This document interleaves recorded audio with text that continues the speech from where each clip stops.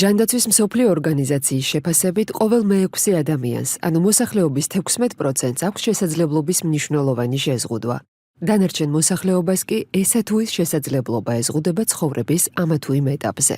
ანუ ყველანი, თითოეული ჩვენგანი, ან ახლა ვართ, ან ცხოვრების რაიმე ეტაპზე ვიქნებით შეზღუდული შესაძლებლობის მქონე პირები.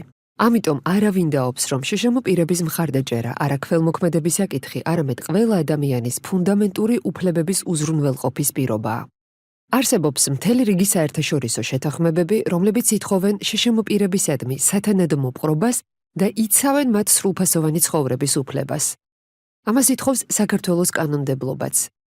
მიუხედავად ამისა, ყველანი ხშირად შევსწრები ვართ, რომ ეს მოთხოვნები არ სრულდება და შშმ პირების უფლებები ირღვევა. ყველაზე აშკარა და ხილული პრობლემაა შესაბამისი ინფრასტრუქტურის არარსებობა, რომელიც შეზღუდული შესაძლებლობის მქონე პირს დამოუკიდებლად გადაადგილების საშუალებას მისცემდა.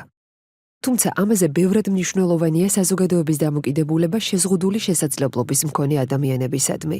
ეს შეიძლება იყოს აგრესია, გარიყვა, გამიზნული ან უნებური დისკრიმინაცია განსაკუთრებით სამუშაოზე აყვანისას. მაგრამ თქვენ წარმოიდგინეთ, არანაკლებ დამაზიანებელია ის, რაც ზოგიერთ სიკეთედ და ქველმოქმედებად მიაჩნია. შშმ პირის შეცოდება და მისდამი გადამეტებული ყურადღება თუ მზრუნველობა, იმიტომ რომ ასეთი დამოკიდებულება აკნინებს ადამიანს, წარმოაჩენს მას არასრულფასოვნად, ქველმოქმედების ობიექტად, რაც აზიანებს მის თვითშეფასებას და თავდაჯერებულობას. უფრო მეტიც, ზრუნვის მოტივით ხშირად ვინმე ქველმოქმედი ან სახელმწიფო, მისი აზრით შშმ პირებისთვის სასარგებლო გადაწყვეტილებას ისე იღებს, რომ თავად ამ ადამიანებს არც არაფერს ეკითხება.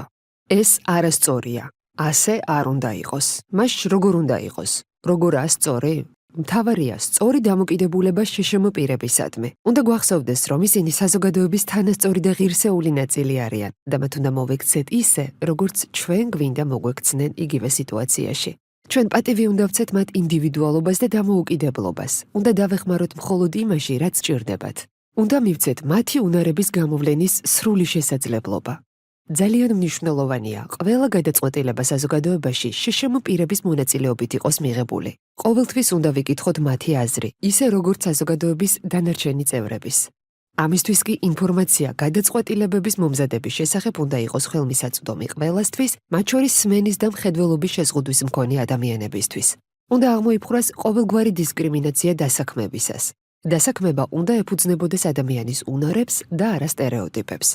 და ბოლოს ის, რითიც ეს ვიდეო დავიწყეთ. ქალაქსა თუ სოფელში გარემო უნდა იყოს ადაპტირებული. გადაადგილება ყველას უნდა შეეძლოს დაბრკოლებების გარეშე. საზოგადოება, რომელიც ზრუნავს შეზღუდული შესაძლებლობების მქონე პირების თვითრეალიზებაზე, მათზე ვინც დღეს მოწყვლად მდგომარეობაშია, ხვალ ყველასთვის უსაფრთხო და უკეთესი ხდება.